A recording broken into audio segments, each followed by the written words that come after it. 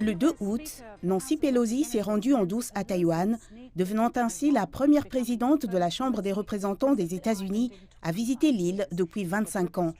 Ce voyage a suscité des critiques concertées dans le monde entier pour sa provocation imprudente, très médiatisée et inutile, à un moment où les relations entre la Chine et les États-Unis étaient déjà au plus bas. Elle présente ce voyage comme une victoire pour la démocratie, mais dans le grand pays démocrate d'où elle vient, les choses sont loin d'être idéales. L'économie se dégrade de jour en jour, des gens sont tués dans la rue à cause de la violence armée et les femmes sont privées de leurs droits sur leur propre corps. Ça va mal, même chez elles.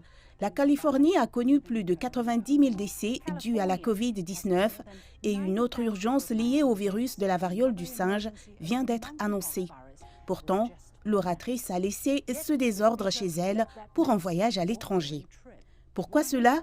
Quel genre de politicienne a-t-elle été? Bienvenue dans une production spéciale présentée par Le Point avec moi, Lucine Abedine. Aujourd'hui, nous allons jeter un coup d'œil sur la vie politique de Nancy Pelosi, une politicienne opportuniste et vaniteuse qui ne sert que ses propres intérêts. Nancy Pelosi est née dans une famille d'immigrants italiens. Elle était la seule fille et la plus jeune d'une famille de 7 enfants. Le père de Madame Pelosi, Thomas D'Alessandro Jr., a longtemps été maire de Baltimore, dans le Maryland, et sa mère était son organisatrice politique. En grandissant dans une famille politique, elle a été imprégnée d'une culture qui peut être décrite comme « machine politique » typique de la côte Est. Les politiciens y font les choses dans le seul but d'obtenir les votes. Le mot « machine » vient de la capacité à rassembler les votes nécessaires pour faire élire ses membres et le processus devient une routine bien rodée, voire littéralement mécanique. Nancy Pelosi a grandi avec cette machine qui tournait autour d'elle 24 heures sur 24, 7 jours sur 7. Et après être devenue politicienne elle-même, elle en est devenue l'incarnation. La fin justifie les moyens tout le temps et dans tout ce qu'elle fait. Il s'agit de savoir ce qu'elle veut obtenir et ce qui est nécessaire pour l'obtenir. Donc c'est très transactionnel par nature, c'est ce qu'elle est devenue. Nancy Pelosi a la réputation d'être, vous savez, depuis 1989, si ce n'est plutôt, très critique et très dure envers la Chine. Elle a fait sa carrière quand elle était membre du Congrès à San Francisco en critiquant la Chine, en attaquant la Chine. Deuxièmement, certains groupes d'intérêt la soutiennent certainement. Il peut s'agir de l'industrie militaire des États-Unis. Ils veulent renforcer les tensions militaires pour pouvoir vendre des armes. L'un des résultats de cette culture de la politique transactionnelle est que Nancy Pelosi sait comment utiliser le pouvoir comme une arme pour obtenir ce qu'elle veut par l'hypocrisie ou les normes multiples. La vérité n'a jamais vraiment d'importance. Ce qui compte, c'est la façon de présenter l'histoire comme on le souhaite, même en mentant, et de pouvoir s'en sortir. Elle s'est toujours targuée d'être une championne des droits de l'homme, mais elle a fermé les yeux lorsqu'on a découvert que les États-Unis utilisaient la torture pour interroger les suspects du terrorisme. Le waterboarding est une technique qui consiste à utiliser un tissu humide pour couvrir le visage et les voies respiratoires d'un captif, lui donnant ainsi la sensation de se noyer. Un prisonnier du nom d'Abu Zubaydah a déclaré au monde entier qu'il avait été soumis à cette torture barbare 83 fois en un seul mois, en août 2022. Les archives montrent qu'un an après les attentats terroristes du 11 septembre, la CIA a donné à Mme Pelosi, ainsi qu'à d'autres membres importants du Congrès, des informations détaillées sur le sujet. Elle aurait été l'un des premiers membres du Congrès à en être informé. Mais Pelosi a nié à plusieurs reprises avoir eu connaissance de l'utilisation du waterboarding, affirmant même que la CIA avait menti au Congrès. Nous savons aussi maintenant que des techniques dont le waterboarding avait déjà été employé et que ceux qui m'ont informé en septembre 2002 m'ont donné des informations inexactes et incomplètes. L'ancien directeur de la CIA, Leon Panetta, a contesté le récit de Pelosi. Un autre membre du Congrès qui a assisté au même briefing a qualifié ces affirmations de stupides dans un article d'opinion du Washington Post.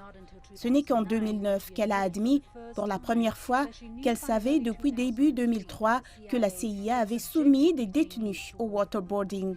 Selon le New York Times, elle a affirmé qu'elle ne voyait guère de recours pour contester cette pratique, sauf à obtenir le contrôle du Congrès et de la Maison-Blanche par les démocrates. Franchement, elle a toujours aimé les valeurs américaines qu'elle assimile aux droits de l'homme. Elle est complètement aveugle à tout autre type de système. C'est une exceptionnaliste américaine. Cela signifie que l'Amérique fait tout pour maintenir son pouvoir. Et puis cette idée que tout le monde va rentrer dans une seule boîte. Ce sera le capitalisme démocratique libéral pour tous les pays de la Terre. C'est là que vient sa cécité morale. Quand vous la rencontrez, vous n'avez pas le sentiment qu'elle est mauvaise. Mais ce en quoi elle croit est mauvais. Elle a voté contre la guerre en Irak, puis elle s'est ravisée et n'a pas dénoncé la torture. Dans le cas de Julian Assange, on ne trouve pas trace qu'elle se soit exprimée en faveur de ses droits de l'homme et de sa liberté. Elle a qualifié les émeutes à Hong Kong de beaux spectacles à voir. Mais les émeutes au Capitole de déchirantes. Pelosi a empêché la démocratie pour Hong Kong, mais n'a jamais prononcé un mot sur les suspicions coloniales du Royaume-Uni dans cette région. Nancy Pelosi a prouvé au monde entier qu'elle était capable et désireuse de prendre des raccourcis moraux afin de marquer des points politiques, des gains personnels ou même des convenances. Elle a attaqué l'ancien président Trump pour son incompétence face à la pandémie de Covid, allant jusqu'à appeler le virus Trump. Mais elle a enfreigné les règles de distanciation sociale simplement pour aller se coiffer. Mais ce n'est rien comparé aux autres gains qu'elle a pu empocher en jouant avec le système. Paul Pelosi, le mari de Nancy Pelosi, a été surnommé par beaucoup ici en Chine le dieu des actions du Congrès américain. Une série d'investissements boursiers au bon moment a amené beaucoup de gens à soupçonner le délit d'initié de la part des Pelosi. En décembre 2021, Paul Pelosi a acheté pour $1 million d'actions Tesla. Un peu plus d'un mois plus tard, le président Biden a signé un décret ordonnant aux fonctionnaires fédéraux de faire passer les flottes gouvernementales aux véhicules propres et à émissions zéro. En tant que plus haut législateur du pays et championne du changement climatique, dans quelle mesure Pelosi est-elle convaincante lorsqu'elle affirme n'avoir eu aucune connaissance préalable du plan Biden? En mai de cette année, Paul Pelosi a raflé un autre $1 million d'actions Amazon, quelques mois avant que le secrétaire américain à la Défense n'annonce l'abandon d'un accord avec Microsoft sur l'informatique en nuage. Des opérations similaires ont été réalisées avec Apple, Walt Disney, Alphabet et d'autres actions. La fortune des Pelosi se chiffre en centaines de millions de dollars, ce qui en fait l'un des membres les plus riches du Congrès. Et la grande majorité de leur fortune provient des actions, des options et des investissements réalisés par son mari avec un incroyable rendement de 56%. Lorsqu'elle a été soupçonnée de délit d'initié, Pelosi a déclaré à plusieurs reprises qu'elle n'avait rien à voir avec ces transactions. Il y a plus qu'assez de fumée pour savoir qu'il y a un feu ici. Vous ne pouvez pas avoir autant de chances consécutivement, surtout compte tenu de la position de votre femme, qu'il ait entendu d'elle ou qu'il l'ait entendu de personnes de son entourage. Cela n'a pas d'importance, elle est compromise. Dans ce genre de choses, elle aurait dû lui demander de s'abstenir d'investir dans des actions où cela serait politiquement sensible pour elle. Ce serait la chose la plus morale à faire, mais elle ne l'a pas fait.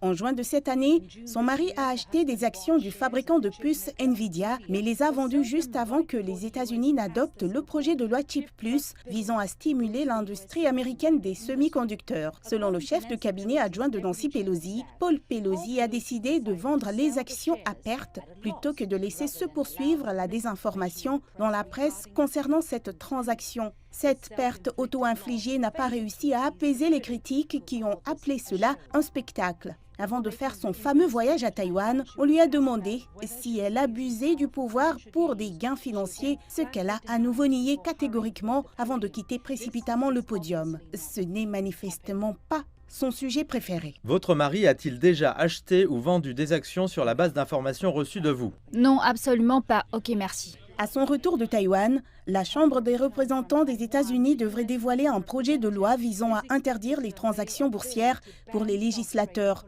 Lorsqu'on lui a demandé si elle soutiendrait une interdiction des transactions boursières, elle a refusé. « Nous sommes une économie de marche libre », a-t-elle déclaré. Elle devrait être en mesure d'y participer. C'était l'un des commentaires les plus décevants et peut-être, pour le dire encore moins poliment, disgracieux dans les opinions que j'ai entendu épouser sur cette question. Nous avons des lois sur le délit d'initié pour une raison. Cela sape toute confiance. Cela va jusqu'à la pire des attentes en matière de corruption. Et ce n'est pas une attente, c'est réel. Un récent sondage a montré que 3/4 des Américains disent que les membres du Congrès ne devraient pas échanger des actions pendant leur mandat au Congrès. Pour Pelosi, qui est censée représenter les gens qui l'ont élu, s'enrichir autant tout en servant ne semble pas être une idée étrange. En fait, les gains personnels ne semblent jamais être un tabou pour elle. Beaucoup de ce qu'elle a fait ou dit semble ne concerner qu'elle-même et non l'intérêt général du peuple ou de la nation. La vanité passe avant tout. En février 2020, Pelosi a mis en pièces le discours sur l'état de l'Union prononcé par le président Trump, juste après qu'il l'ait prononcé. Même CNN, la chaîne d'obédience libérale, a qualifié ce discours de sans précédent, agressivement grossier et destiné à exciter sa base. C'était un facteur de division, mais efficace. Et ce n'est pas la seule fois qu'elle ait volé la vedette en étant théâtrale. Elle aime personnellement la célébrité en tant que figure politique et a tendance à se produire pour capter les feux de la rampe. Elle se sentirait mal à l'aise si les caméras des journalistes n'étaient pas braquées sur elle. Un autre exemple de son penchant pour la vanité politique est son parti pris depuis des décennies sur la Chine. L'ancien chef du bureau de CNN à Beijing, Mike Shinoy, l'a décrite comme quelqu'un qui a un penchant pour les gestes très médiatisés destinés à piquer les dirigeants communistes de la Chine dans les yeux, quelles que soient les conséquences. Et c'est exactement ce qu'a été son dernier voyage à Taïwan. Je vais être franc à ce sujet, elle veut juste faire un doigt d'honneur à la Chine. Elle va perdre le poste de présidente de la Chambre des représentants très probablement à la fin de cette année, après les élections de mi-mandat. Si je comprends bien, elle, de toute façon, même s'ils le font, quand elle se retirera pour avoir une nouvelle génération du côté démocrate. Mais de toute façon, le fait est que je pense que les démocrates ne vont pas seulement perdre, ils seront battus à plate couture. Et par conséquent, sa chance de venir un jour à Taïwan en tant qu'oratrice, elle pourrait venir en tant que membre du Congrès dans le cadre d'une codelle. Mais en tant qu'oratrice, ce sera évaporé. Je pense que c'est essentiellement ce qu'elle essaie d'obtenir, de pousser la Chine dans les yeux quand elle le peut. Depuis le début de l'année 2022, Pelosi envisage une visite à Taïwan. En avril, elle a dû annuler le voyage à la dernière minute en raison de la COVID-19.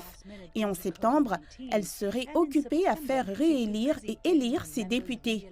Ainsi, avant la fin de l'année, il s'agissait de la dernière fenêtre d'opportunité pour monter ce spectacle et entrer dans l'histoire comme la femme la plus puissante qu'ait visité Taïwan en défiant la Chine au nom de la soi-disant démocratie. Cela permettrait également de détourner l'attention des scandales qui la troublent dans son pays. En permettant à Pelosi de jeter tout son poids dans cette question régionale, c'est comme si les États-Unis avaient jeté un collier de 500 livres dans la question du détroit de Taïwan et devenait très clairement un facteur d'intervention dans les affaires qui devraient être décidées par les gens et les dirigeants de l'autre côté du détroit eux-mêmes. Je la qualifierais de fauteur de troubles en chef dans le monde, parce qu'elle ne se soucie pas des intérêts fondamentaux de la population de Taïwan. Elle ne se soucie pas de la perspective et de l'engagement pour la réunification des deux rives du détroit de Taïwan, car après tout, nous sommes tous chinois des deux côtés du détroit. Ces cartes de relations publiques qui pourraient être utilisées par les États-Unis pour essayer de condamner la Chine parce que la Chine pense, et les États-Unis l'ont accepté, que Taïwan fait partie de la Chine, mais maintenant ils essaient de réécrire l'histoire. Et Nancy Pelosi est une combinaison d'ego et d'exceptionnalisme américain, elle a des valeurs sélectives. Après qu'elle se soit faufilée hors de l'île, le peuple de Taïwan a parlé. Un sondage réalisé le lendemain auprès de 13 000 personnes montre que plus de 3/4 d'entre elles n'ont aucune confiance dans sa promesse de protéger la soi-disant démocratie à Taïwan. Nancy Pelosi pourrait quitter son poste de présidente de la Chambre très bientôt. Lorsqu'elle regardera en arrière, elle aura peu de choses à revendiquer comme héritage politique. Sur les questions qui lui tenaient à cœur, comme le contrôle des armes à feu et l'avortement, peu de progrès ont été réalisés sous son mandat. Elle a bien réussi le coup de Taïwan, mais cela ne résoudra pas les problèmes domestiques qui affligent le peuple américain, bien au contraire. Mais Nancy Pelosi ne se soucie pas de l'intérêt général du peuple ni de la nation américaine. Elle se soucie de son propre héritage et de sa propre bourse. Le roi de France, Louis XV, avait une expression « Après moi, le déluge ». C'est une attitude d'indifférence à l'égard de ce qui se passe après le départ d'une personne. Pelosi incarne vraiment cet esprit. Seul son propre héritage et sa richesse comptent. Tout le reste est condamné à disparaître.